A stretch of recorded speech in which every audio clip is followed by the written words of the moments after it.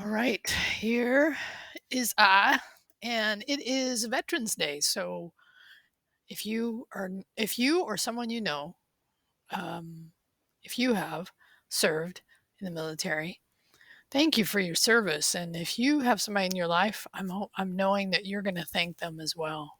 It's a big deal, and it's good to be thanked for what you do.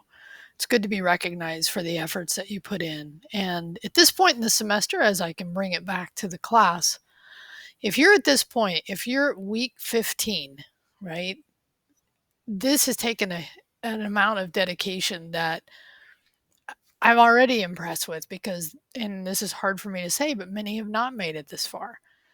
And sometimes I feel bad about that. And I think, how can I make it different? How can I make it better? How can I get more to succeed?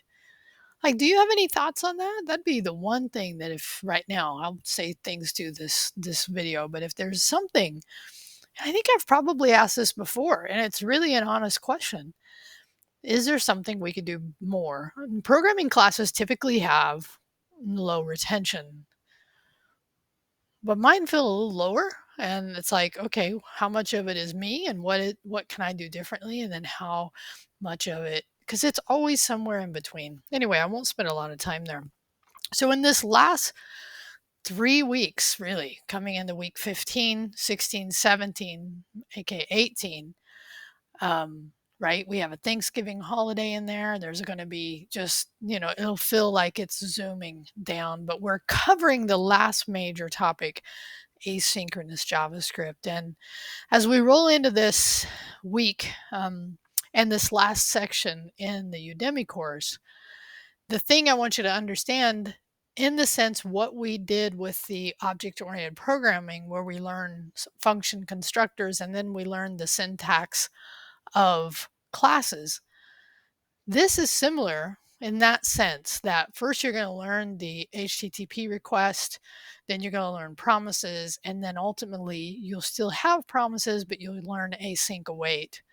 Now, why do we need it? We need it because so much of what we do in programming is ask for some kind of data or some kind of service that's going to deliver something back to our apps, based on the nature of where we operate our apps, on a mobile phone, on a computer. Like when you log in somewhere, right? Think about this. When you log in somewhere, you're going to have to be authenticated, which means first they have to figure out, do you have an account? Right? Is that account and the password you provided match? If so, then what's the payload, right? First, and then those are asynchronous generally because you have to hit a database out there somewhere. And then the authentication logic is also, or can be, I shouldn't say, because I don't know every authentication system out there. But when we say authentication, that's what it means, to log in. So this last section is really, I know I always say important, but it is. All right, let's take a look. So in week 15, I've done a couple things. I've went ahead and released the sign up for the sessions for the last code review, so you can check those out. Should be more than enough. And again, reach out if you need something outside of this. The sooner, the better.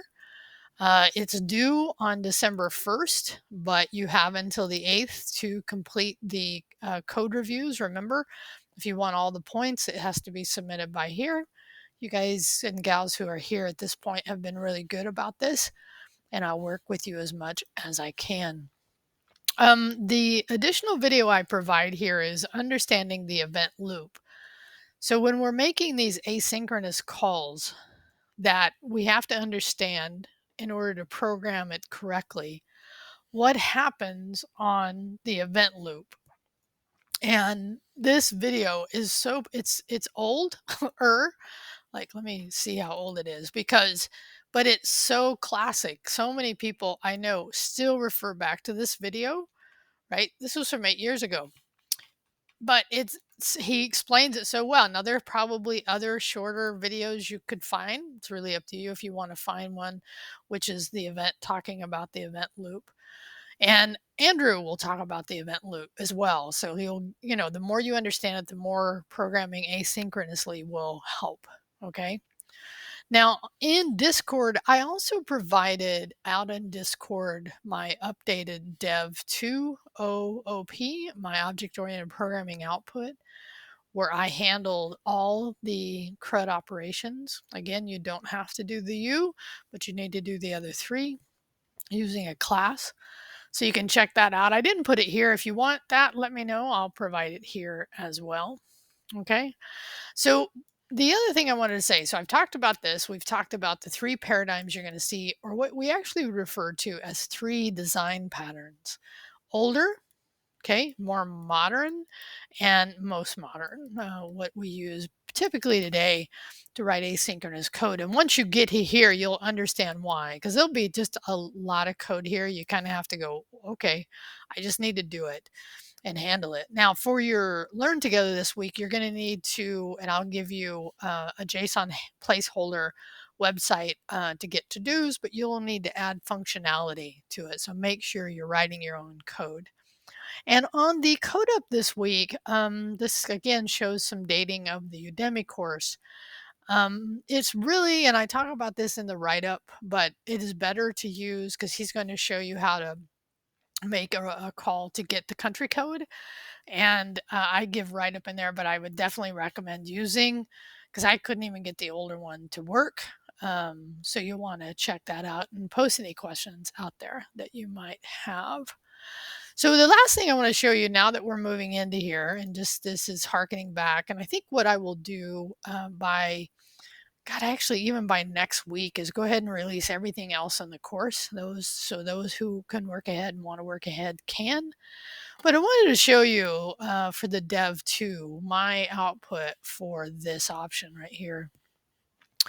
And so you find an API. So I'm going to show you, and this is probably at this point even a little dated, but I hit the COVID, and I'm not going to show you all of it because it's got a key in there, but the COVID number of cases and a number of deaths.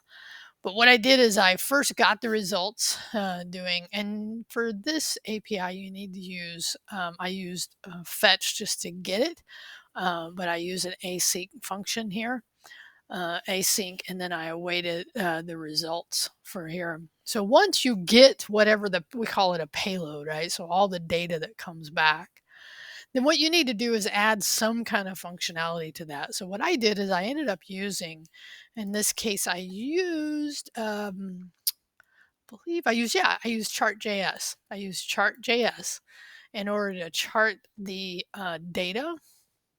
I'm not sure why it suddenly went out like that, but anyway, let me come back here. So I ended up charting the data first by cases, right? So it shows it by cases and then by deaths.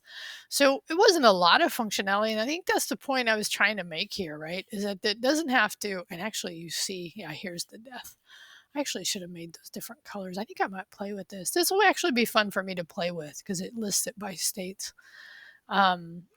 So this is the idea. First you make, right? So first you find an API you want to work with. And the thing is with APIs, Andrew just gives you a touch of this, but when you're making API calls, there's things that can really hit up against you or create some challenges because of, the idea is, I don't want you to use a paid API, and there are many out there, but there are many free ones as well.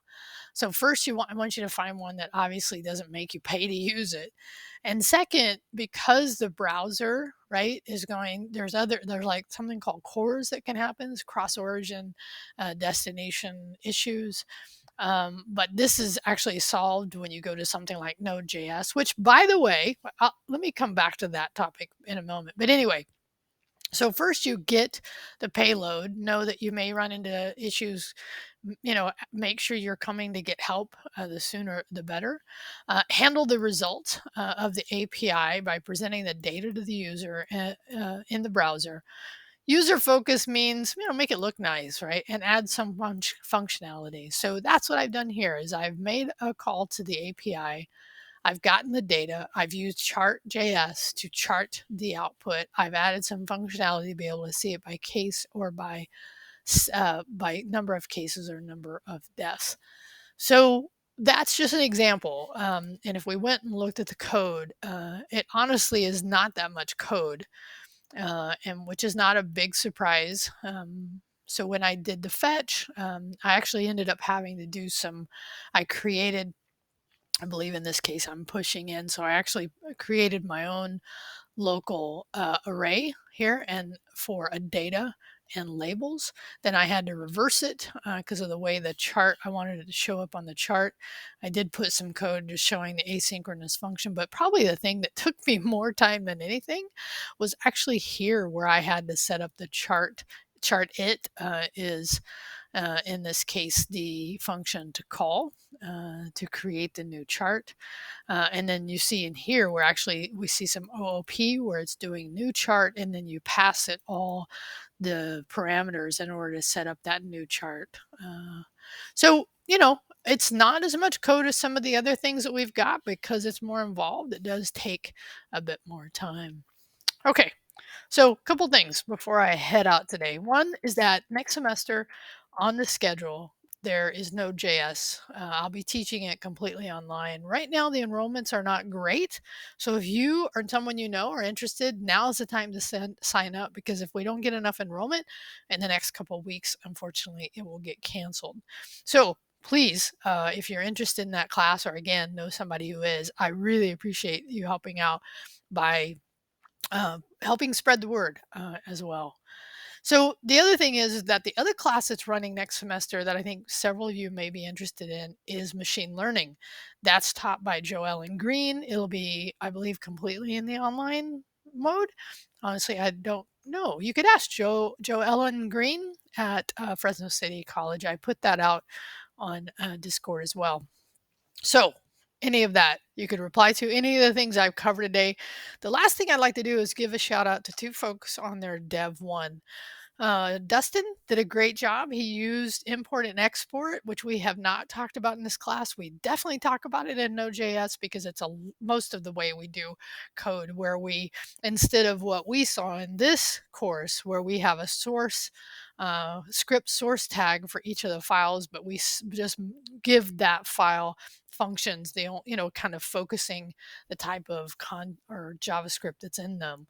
In this case, we can actually just import and export them and only have one script tag. Typically, it just makes it so much cleaner and it's just so much more modular. So he did a nice job. If he wants to share it, I'd be welcome for him to put it out on public and give us all a Git hack link. And the other one is Andrew.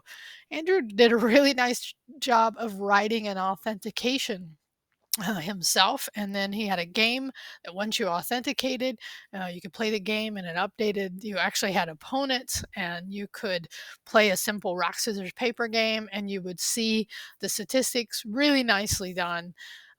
So that was impressive as well. And just everyone that completed Dev 1, I enjoyed looking at your code and talking to you about it. All right, have a good weekend and I will talk to you soon. Bye.